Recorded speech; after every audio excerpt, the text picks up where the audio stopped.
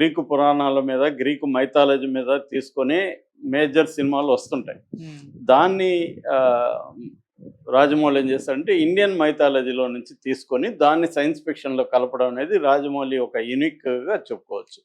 So ఆ తర్వాత మనకి మధ్యలో గుహలో సీన్ వస్తుంది. ఆ గుహలో మొండెము విగ్రహం, దేవతా విగ్రహం ఉంటుంది. తర్వాత అక్కడ నుంచి హీరోయిన్ పడుతున్నది చాలా మైల్డ్గా కనబడుతుంది. హీరో ఆమె కాస్ట్యూమ్ చూస్తే మనకు అర్థమవుతుంది. ఆల్రెడీ ఆ కాస్ట్యూమ్తో వదిలేరు కాబట్టి కాపాడడానికి హీరో ఎంట్రీ కూడా ఉంది. ఆ స్టోన్ పట్టుకుని ఉన్న హీరో ఎంట్రీ కూడా ఉంది. సో ఆ తర్వాత మనకి ఫారెస్ట్లో ఆ జంతువుల మధ్య ఒక పారాచూట్తో హీరో దిగుతున్న విజువల్ కనబడుతుంది, పారాచూట్ లాంటిది. అట్లాగే తాడు వేసి హిపోపటామస్ దగ్గర నుంచి కోతిని రక్షించడం ఒకటి కనబడుతుంది. అంటే విజువల్ బ్యాక్గ్రౌండ్ స్కోర్ ఈ రెండిటితోనే మొత్తం గ్లిమ్స్ని నింపాడు. కథగా చెప్పుకుంటా రాలేదు. ఆ కనెక్షన్ మనల్ని ఎత్తుక్కోమన్నాడు. కనెక్షను ఎక్కడెక్కడ ఏమేమి ఉన్నాయి అది మీరు చూసుకోండి అన్నట్టుగా వదిలాడు అనమాట. ఇది అంటే ఒక ఇంట్రెస్ట్ క్రియేట్ చేయడానికి రాజమౌళి ఈ కైండ్ ఆఫ్ ప్లాన్ చేసుకున్నట్టుగా మనకు అర్థమవుతుంది. సో ఈ బేసిక్గా ఇక్కడ 7200 త్రేతాయుగం నుంచి స్టార్ట్ అయ్యి మనకి 2071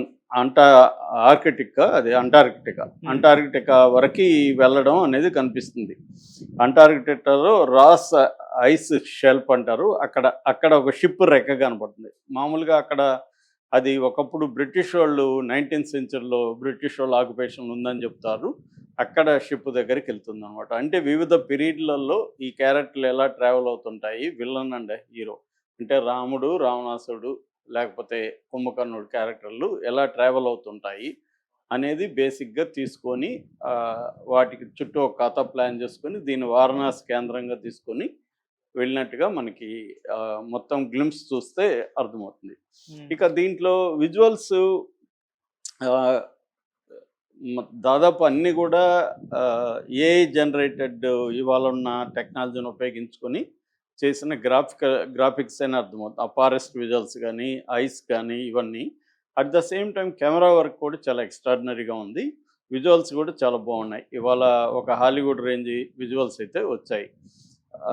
ఇక మ్యూజిక్ పరంగా తీసుకున్నప్పుడు మ్యూజిక్ అయితే అంత ఎఫెక్టివ్గా లేదేమో అనిపించింది నాకైతే. అంటే చిన్న ట్యూన్ ఇచ్చారు కానీ ఓవరాల్గా మ్యూజిక్ చూస్తే ఒక ఎలివేట్ చేసి ఒక గూస్ బంప్స్ తెప్పించే మ్యూజిక్ అయితే లేదు క్లియర్గా. ఆయన కీరవాణి చెప్పాడు కూడా, నేను ప్లాట్ కొన్నాను మహేష్ బాబు ఫ్యాన్స్ గుండెల్లో అది ఏదో చెప్పాడు కానీ ఈసారి నా మ్యూజిక్ ఎలా ఉండబోతుందని. మనకు అది ఆయన మాటలు అనవసరం, ఇది మ్యూజిక్ స్పీక్స్ కదా. అది చూసినప్పుడు ఆ ఎఫెక్ట్ అయితే కీరవాణి ఎఫెక్ట్ రాలేదు.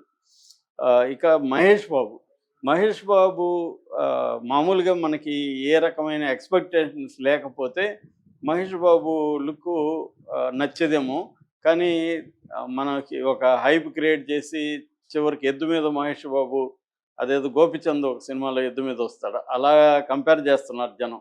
అది ఎఫెక్టివ్గా లేదు. ఇంత చేసి ఒక ఎద్దు మీద పెట్టాడు ఏంద్రా అన్న ఫీలింగ్ అయితే ఉంది. అది కథకి అవసరం కాబట్టి పెట్టుండొచ్చు. రుద్రుడు నంది మీద, అంటే ఈశ్వరుడు నంది మీద రావాలి కాబట్టి అది కనీసం దాన్ని ఒక మిస్టీరియస్ ఎద్దుగా చేసి ఉంటే బాగుండేదేమో. అదేమో మామూలుగా ఉంది ఆ ఎద్దు. మహేష్ బాబు ఉగ్రంగా ఉన్నాడు, బ్లడ్ అది వెనకాల బ్యాక్గ్రౌండ్ అంతా బాగానే ఉంది, కానీ అంత ఎఫెక్టివ్గా అయితే రాలేదు. ఓవరాల్గా దీని మీద ట్రోల్స్ విపరీతంగా వస్తున్నాయి. ముఖ్యంగా తమిళ వాళ్ళకి ఇది నచ్చలేదు. ఎందుకంటే తమిళ వాళ్ళకి రావణాసురుని వాళ్ళని విలన్లుగా చూపించడం నచ్చదు. సో దాంతో వాళ్ళు విపరీతంగా ట్రోల్స్ చేసి దీన్ని మరొక అదేంటి ఆదిపురుషుడు 2 అని, కంగువా 4 అని ఇలాగా దాన్ని కంపేర్ చేస్తున్నారు. సో ఓవరాల్గా అయితే రాజమౌళి ఈ సినిమాకి ముందు నుంచి వదులుతున్నాం అన్నీ కూడా ఆయనతో, అంటే బాహుబలి, త్రిబుల్-ఆర్తో కంపేర్ చేసుకున్నప్పుడు అంత ఎఫెక్టివ్గా అయితే లేదని చెప్పచ్చు. కానీ ఫ్యాన్స్కి అయితే బాగానే ఉంది. ఓవరాల్గా కథలో ఇంట్రెస్ట్ అయితే క్రియేట్ చేశాడు. అంటే అదే అంతవరకు సక్సెస్ అయ్యాడు తప్ప ఒక విజువల్గా ఆహా ఓహో అనిపించే విజువల్స్ కానీ, లేకపోతే వండర్ఫుల్ మ్యూజిక్ కానీ, వండర్ఫుల్ మహేష్ బాబు ఇంట్రడక్షన్ కానీ లేవు. ఒక సాధారణంగా మామూలుగా ఉంది. కానీ కథకు సంబంధించి మాత్రం ఇంట్రెస్ట్ క్రియేట్ చేశాడు. అది ట్రావెల్ అయితే మాత్రం వండర్‌ఫుల్‌గా ఉండొచ్చు. ఇంకా విలన్ని పృథ్వీరాజ్ గాని పెద్దగా ఎక్కడా లేదు. తర్వాత ఆమె మందాకిని క్యారెక్టర్ కూడా లేదు. అక్కడ చిన్న పడేది తప్ప. So, only Mahesh Babu reveal చేయడం కోసమే ఇది ఆహ్, ప్రధానంగా తీసుకున్నారు. దాంతో పాటు స్టోరీని అక్కడక్కడ కొంత చెప్పి క్యూరియాసిటీ క్రియేట్ చేసి జనంలో డిస్కషన్. ఎందుకంటే ఇది 2027 సమ్మర్‌కి రిలీజు. అంటే ఇంక 1 ½ ఇయర్ ఉంది. 1 ½ ఇయర్‌కి సరిపోయే డిస్కషన్ కోసం, ఒక క్యూరియాసిటీ కోసం పెట్టినారు. ఇంకా 60% మాత్రమే ఇది షూటు అయిందని చెప్తున్నారు. ఓకే. సో, ఓవరాల్‌గా అయితే పూర్తి సక్సెస్ అని చెప్పలేము. ఈ గ్లింప్స్ అనేది కొంత డిస్కషన్ అయితే క్రియేట్ చేసింది.